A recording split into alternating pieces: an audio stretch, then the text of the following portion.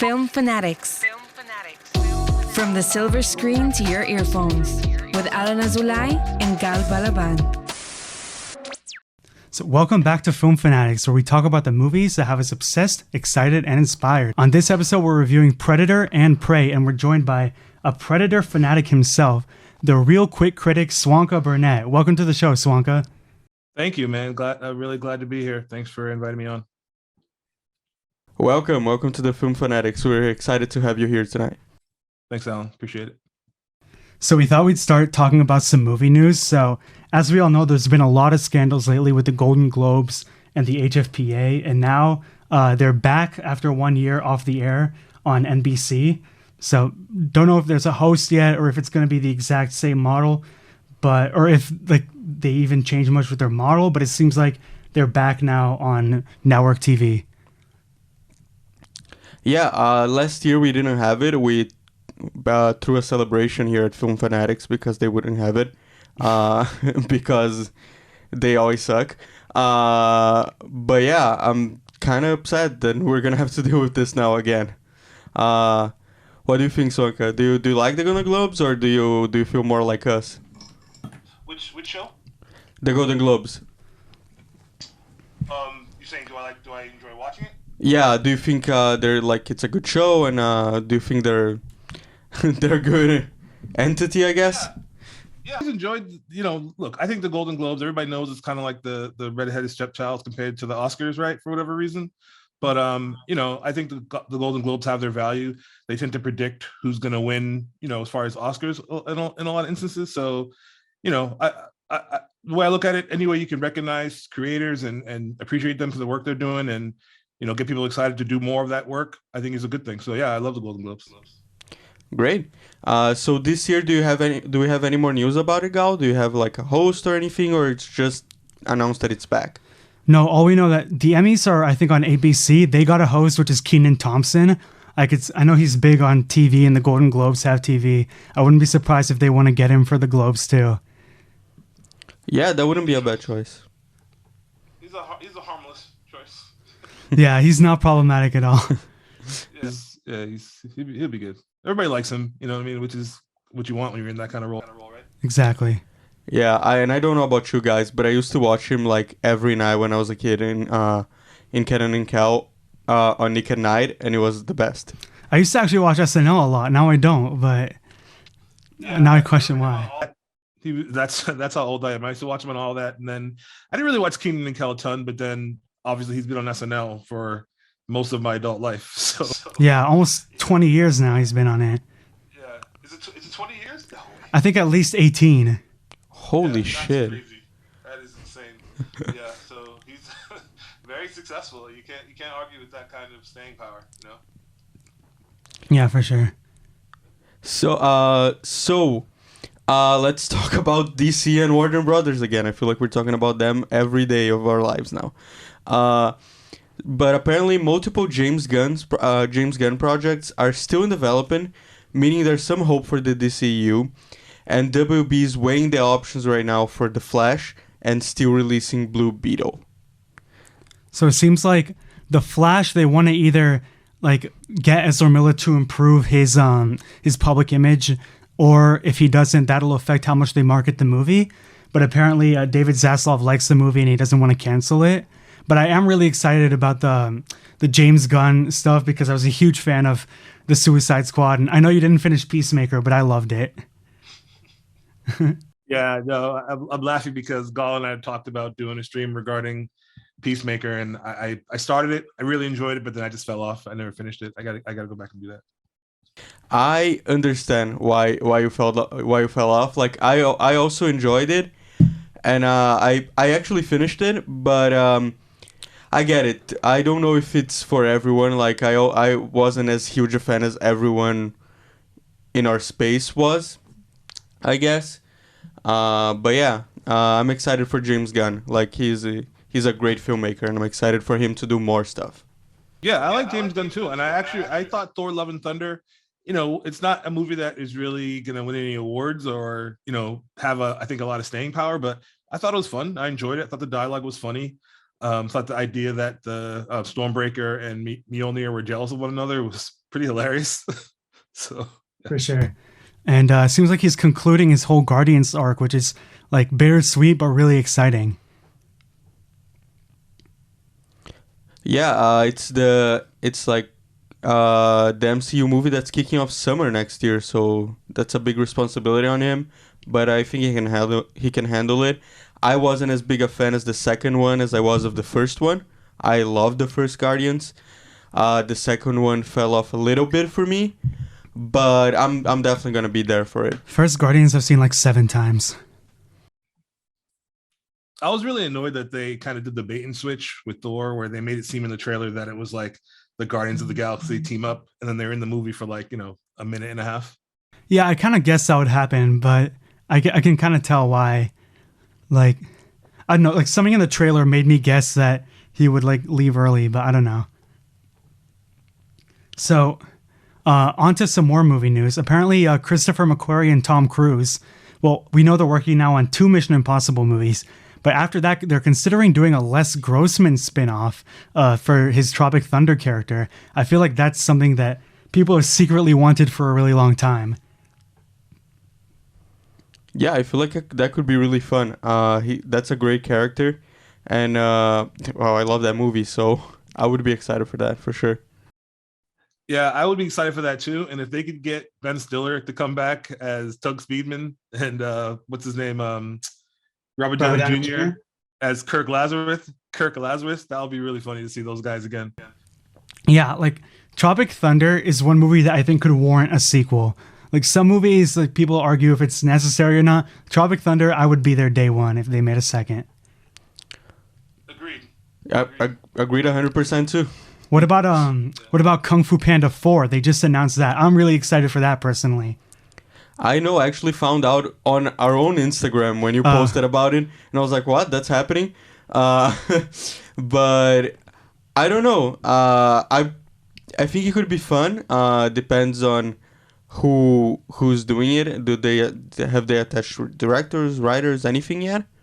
No, but I wouldn't be surprised if Jennifer Yu Nelson came back from 2 and 3. Okay, I'd be interested. What about you, Swanka? Are those some of your favorite DreamWorks movies? So I have a comment on that because I don't know that I've seen a Kung Fu Panda movie all the way through at all. Really? But I'm someone who with animated films, other than like DC animated films and I guess Marvel to a lesser degree, like I love DC's animated films. I just don't watch a ton of animated films, They are fantastic. Yeah. So, and even like anime, like I like anime, but I'm just not someone who, if you're having a deep conversation about anime, I would probably be in the background because I just don't watch a ton of it, So. All right. So let's move on to our main event. All right. So on to our main event. Because Prey came out on Hulu recently, we decided to revisit 1987's classic Predator. It's directed by John McTiernan and starring Arnold Schwarzenegger, Carl Weathers, and many more. I know this is one of your favorite action movies, and that's why it was fitting to have you. And I've seen it once before. I think Alan has too, and we recently rewatched it. So, Swanka, tell us a bit about your history with the first Predator movie. Yeah, so I grew up watching that the Predator film. It was on TV all the time when I was growing up, and I come from an era where you watch what was on TV, not necessarily have endless options to just watch anything you want to watch at any time. I remember that. Yeah, so the Predator for me is just an amazing film. It's really, I think, the movie by which really modern kind of action horror is judged by or judged upon. And I think it's the thing that really stands out for me about the original Predator film is that the Predator feels like a character in the film, right? He's like part of the cast, as opposed to it being like a movie where there's a monster and it's a predator running around, and there's people are reacting to that. He's a character in the film, and I think that is what makes the film so compelling, and the conflict between he and Dutch at the end, and they're matching wits, and the Predator being so surprised that this human that he really kind of underestimated is able to devise a plan to defeat him. And that really, it's a very memorable film. It stands the test of time if you rewatch it now. And for such a long time, we're getting just so many bad Predator films. So it's nice to reflect on it and just think about how far we've come, and obviously flash forward to this past week, and we have Prey now to enjoy. So yeah, it's good stuff. So yeah, I agree with you 100%. I watched this movie, I think, when I was a kid, like you on the TV, like at random times when it would appear. But I don't know why I didn't have like that good a memory of it. But I rewatched it like last year, and I rewatched it again like 2 days ago to prepare for this show, and I just had so much fun. Like, for sure, maybe it's not like as scary as I remember, because I was, of course, a child, and now I'm not. But yeah, it definitely holds up. Like, it's a really, really fun movie. The characters are all great. Like you said, the Predator just feels like a part of the cast, like a deeply disturbing part of the cast, but a part of the cast nonetheless. And yeah, I just had a ton of fun even in watching it, like now, like 2022, with all like the visual effects that we have nowadays, and like all the evolution in cinema that we've been having for the last 20 years or so. 30, right? Since it came out? 35. Holy 35, shit, yeah. 35. But yeah, it definitely holds up. I have never seen any of the sequels until Prey. I guess that was a good move on my part. That's what people tell me. But There's a lot to unpack there, but we can come back to that. But no, I'd be open to coming back. If you can tell me which one I should watch, I will go back and watch it. Gal knows this. Like, if you give me a good enough reason, I love movies, so I'll just go and watch it. Yes. But yeah. It's really one of those things where sorry, Gal, were you gonna say something? I was just gonna say, like, for me also, I saw this for the first time when I was 15. Like, maybe around the time they greenlit the one from 2018. And so I really enjoyed it. For me, it never went above Alien and Aliens, which I guess is like compared to, because they converged franchises at one point. Right. But I do think it's like a really enjoyable, and it is gritty, but also looking back at it, there are times where it really does not take itself seriously. Like, I had a friend who also like really likes 80s movies and 70s, etc. Me and him, for some reason, used to always quote, "Dylan, you son of a bitch," when we, like, for no good reason at all.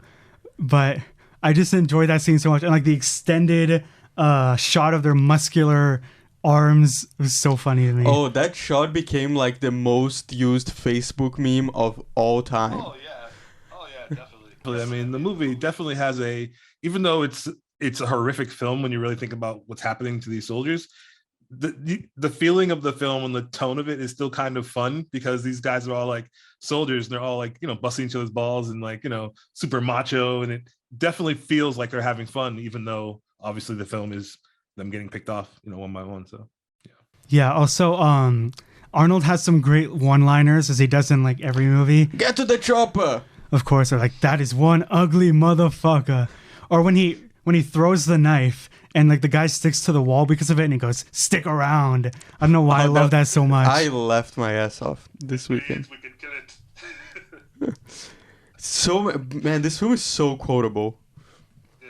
And I think like, But no, I wanted to quickly back to Alan. You're saying like which Predator films to watch, and I think the best way to approach that conversation is, how much are you a diehard fan of the genre and of the Predator kind of franchise, right? So if you're someone that's not really into the Predator franchise beyond just, you may have seen the original Predator as you have, then really, I would say you really should only watch Predator 2. And, well, put it this way. I think that the first 4 films, or in my list, which are Predator, Predator 2, Prey, and Predators, are all worth watching.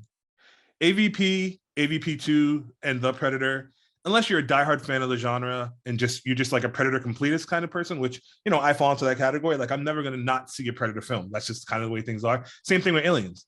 They're not going to put out Alien film. I'm going to skip it, right? So yeah. I'm in that camp where you're going to see all of them. And if you're endeavoring to be in that camp, I would say go watch all of them. But really, the ones that are quote unquote, I guess, good in my eyes are obviously the original, I thought Predator 2 was great. The ending in Predator 2, if you haven't seen, you guys haven't seen Predator 2? I didn't end up watching it, but I know you told me I should. Yeah, the ending of Predator 2, I mean, it's one of those things where it obviously happened so long ago, so like the shock and awe is gone. But at the time when, and you know, I guess it's a spoiler, but you know, whatever, this movie came out, whatever, 30 years ago. Mm-hmm. You know, Danny Glover is fighting the Predator and he defeats it, and he's on the Predator ship. And right after he kills the Predator, he realized that there's like 10 other Predators in the room who were cloaked the whole time watching them fight. And at the time, you didn't know that they were benevolent and that they were going to let him go.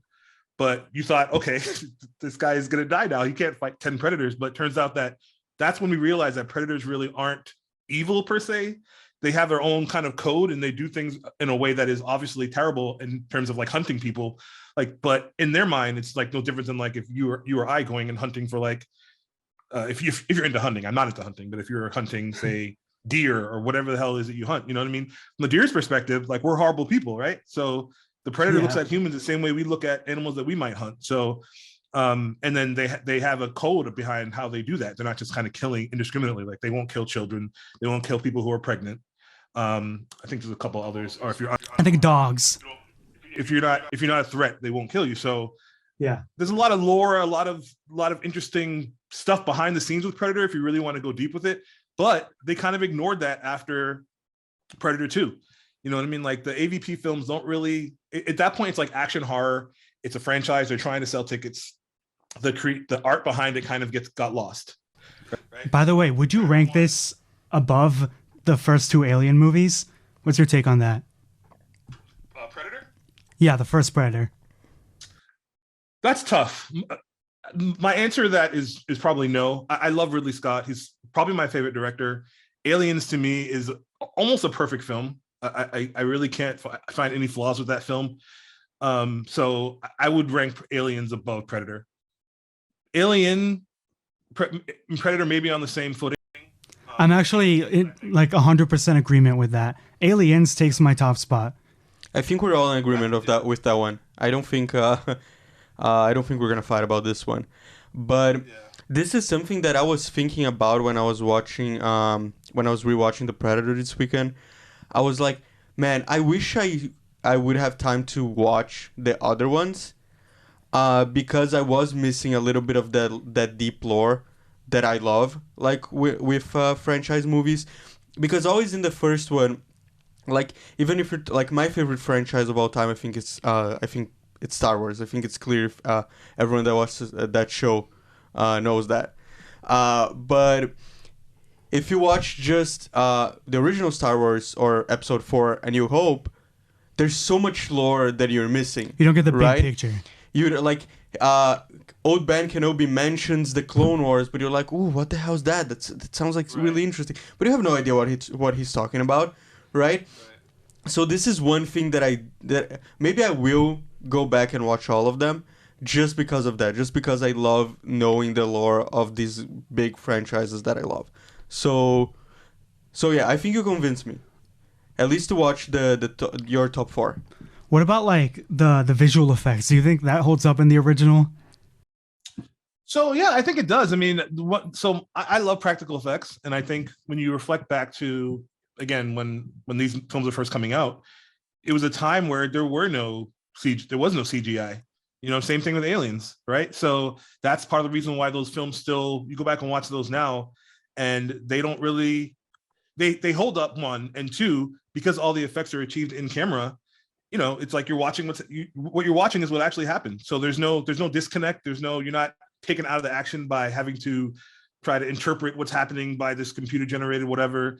You know what I mean? Like I always use Scorpion King as an example, right? Like I hate that. Oh God. Yes, unfortunately I have. I've seen The Mummy Returns.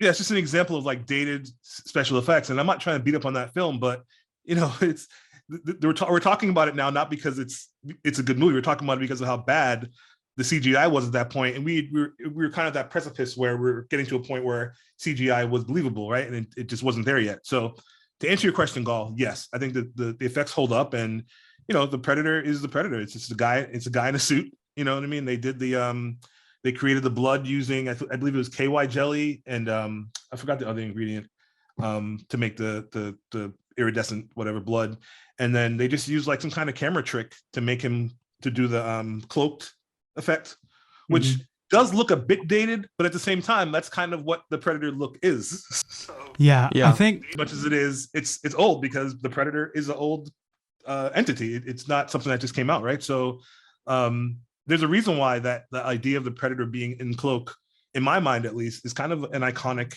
image, right?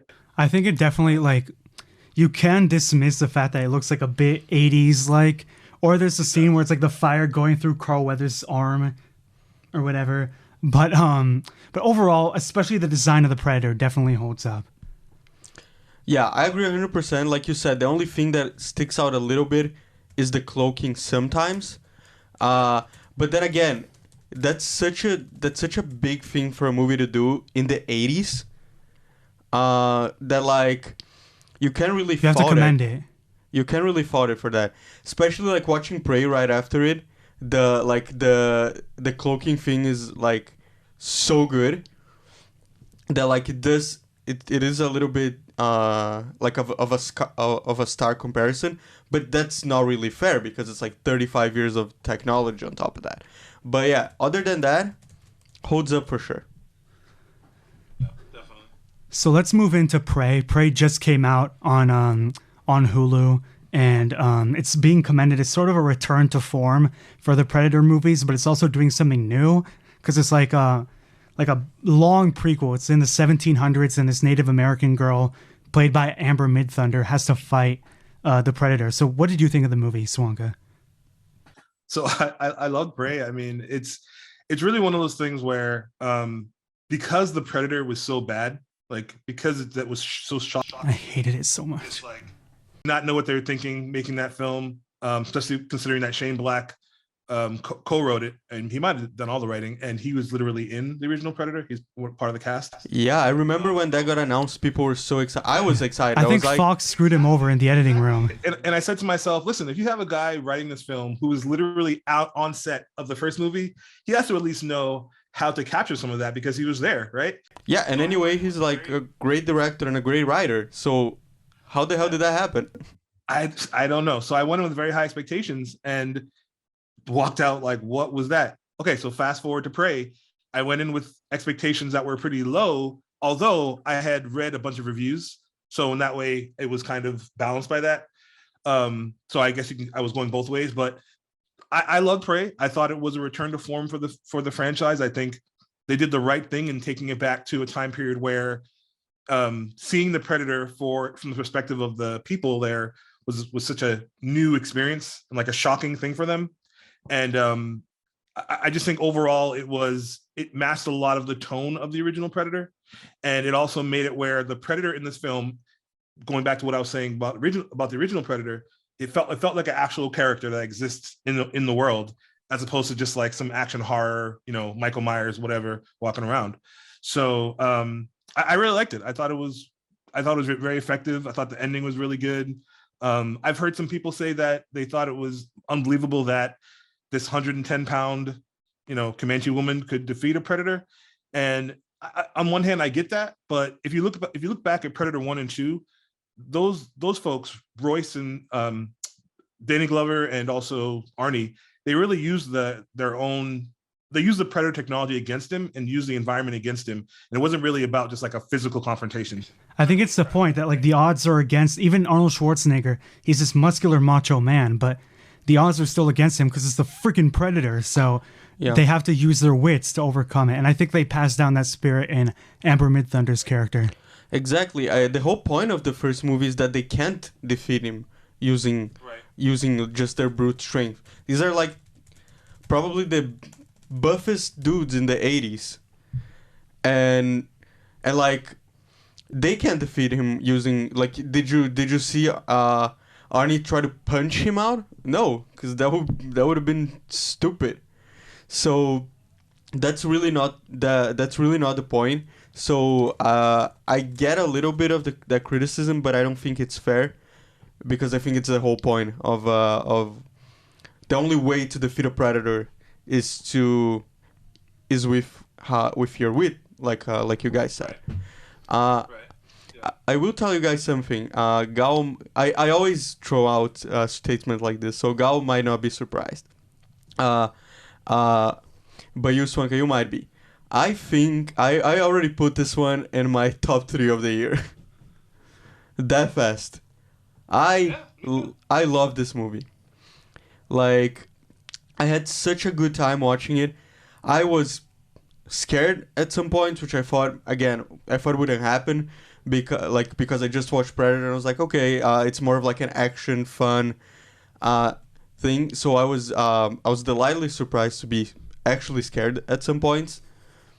And man, the cinematography in this movie, Gal knows that like visuals are one of the most important things for me.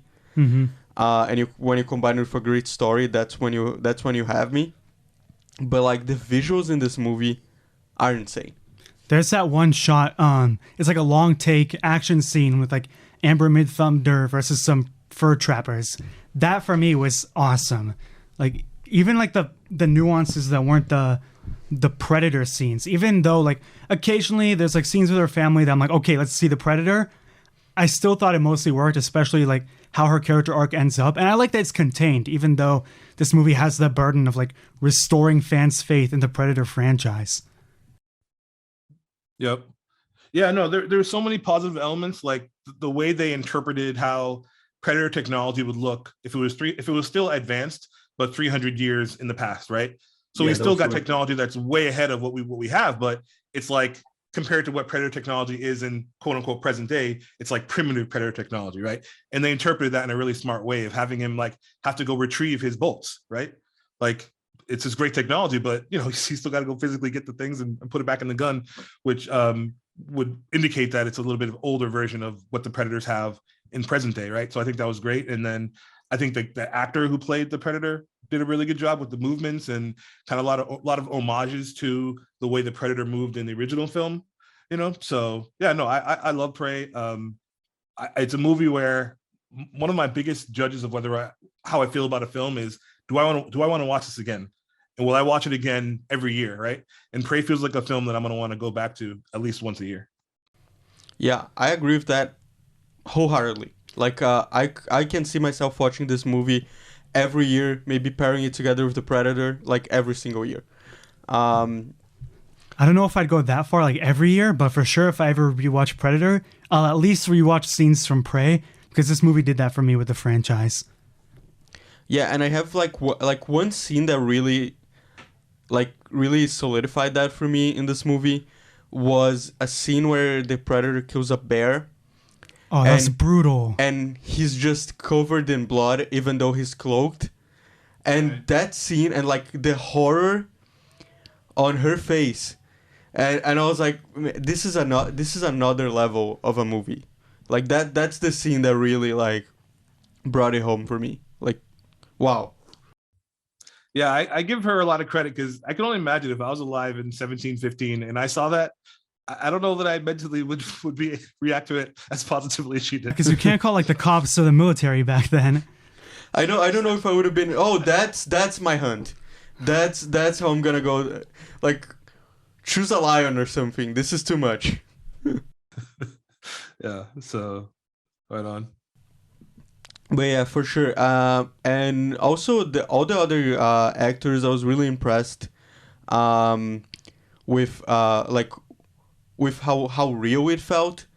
Like, I don't know, it didn't feel like, you know, actors acting in a movie. It felt like they were like, you know, back then on that tribe, like all their customs. Like, I got all the lore, even though we didn't have that much time with the tribe. I feel like the brother-sister relationship. Exactly. I felt like everything. And I feel like that's really commendable in the movie, that like we believed this whole world, that they built it so seamlessly, right? Like right in front of us. And I think like that's what a good movie should do, besides just the horror elements and the visual elements, like on a script level. And I think this movie hit all of those points.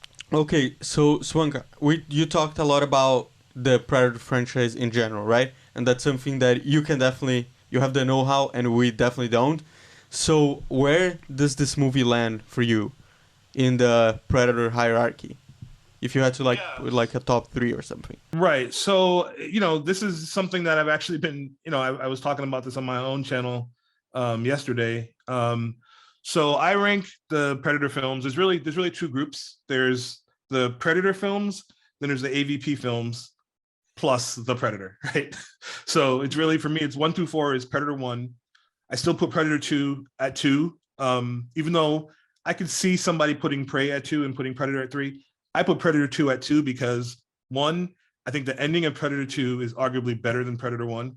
I know that's, some people might not agree with that, but I think you can make a case, 1. And 2, I think the fact that it introduced aliens into the Predator 2's ending is what introduced the alien xenomorph into the Predator franchise, which created a whole new cottage industry of video games, comic books. I mean, you name it. I mean, it's just like this huge industry.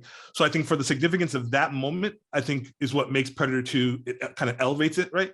So Predator 1, Predator 2, Prey, and then I put Predators at 4th just because I like Predators, but it's just not that good of a movie. Like, you know what I mean? Like, compared to Predator 1, it's not in the same, orbit as that film, but it's fun to watch. I think they tried to do something different. Robert Rodriguez and Nimrod Antal, who was the director, tried something different, which I thought over time I become more kind of amenable to what they did as opposed to when I first watched it, right?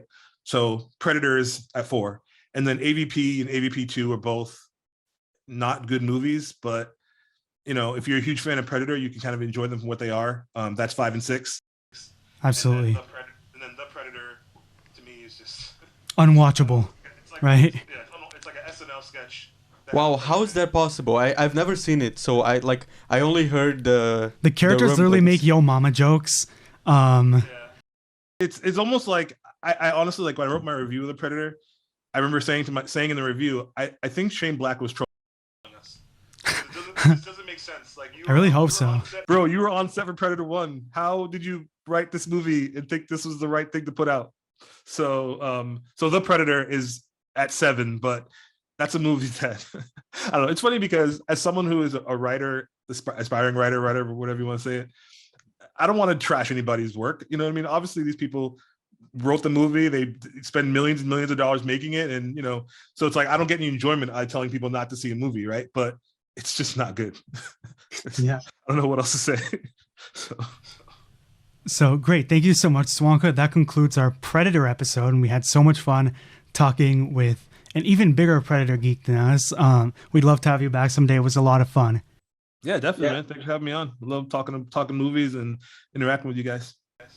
Yeah. So, Swanka, where can people find you online in this realm of ours? Yeah, so it's just for Instagram, it's just at Real Quick Critic.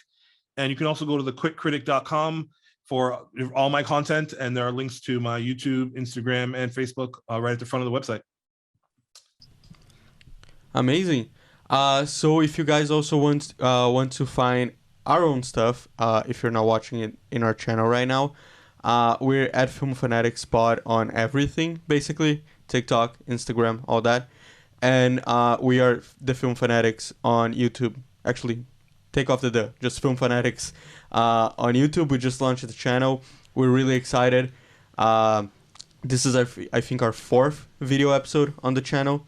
Yep. So we're really honored to have you in this new beginning for us. So thank you so much for joining us.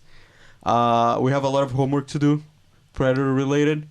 But it's film homework. It's always fun.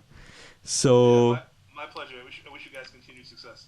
Thank you so much. We'd love to have you again. You too. And that's it. Thank you guys so much for joining us. We'll meet you guys next week. We have a Jordan Peele episode coming up soon. We're gonna talk about all his movies, including Nope that we're seeing tonight. I'm Alan. And I'm Gal. See you guys soon. Thanks for tuning in. Film Fanatics. From the silver screen to your earphones with Alan Azulay and Gal Balaban.